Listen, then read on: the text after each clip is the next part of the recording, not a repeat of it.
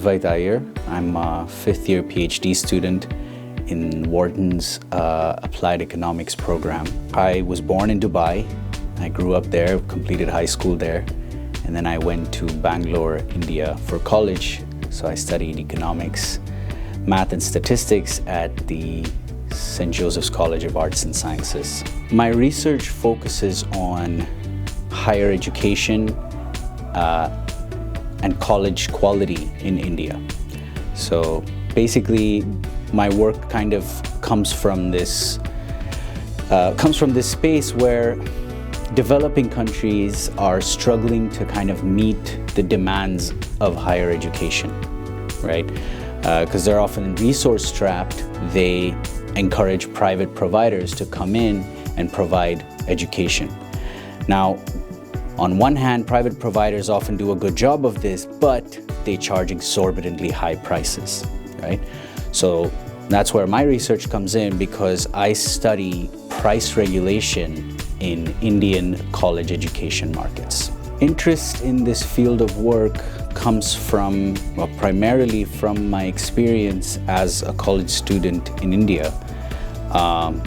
It was kind of new, it was kind of a fresh experience in a way, because I'd only ever lived in Dubai before then. And so kind of understanding how college markets work.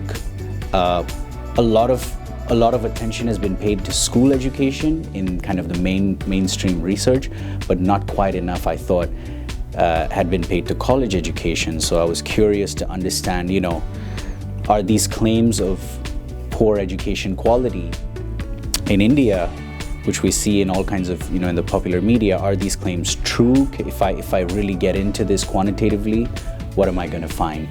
I'm currently working with two professors, Professor Karthik Muralidharan and Professor Gaurav Khanna.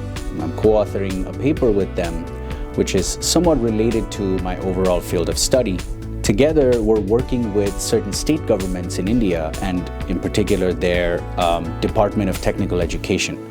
So those departments are very interested in both measuring and understanding the determinants of college quality. So I'm hopeful that my research will be able to shed light on what really improves college quality in India and how students actually make decisions about where they want to go to school. CASI has been instrumental in not only me choosing this field of study, but also how to go about my research. So before I even chose Penn to come to graduate school, I actually happened upon the research of Professors Devesh Kapoor and Pratap Bhanu Mehta, who were both affiliated with CASI in the past, even as director. In 2008, when nobody else was talking about this, they were the first ones to document possible distortions that government regulation can have in higher education markets. There was no data at the time. This was completely understudied, but they foreshadowed, or their kind of theoretical work foreshadowed some of the issues that we face today with low quality education and kind of distortions by government regulation. So that's really the first and only work in this field in India, and so I kind of owe a lot of it to them, not only the question, but how to go about answering it. The Sobti Family Fellowship has benefited me professionally and personally. Professionally, I think the most important thing is, at least for me, researchers in general, but I'm driven by studying India.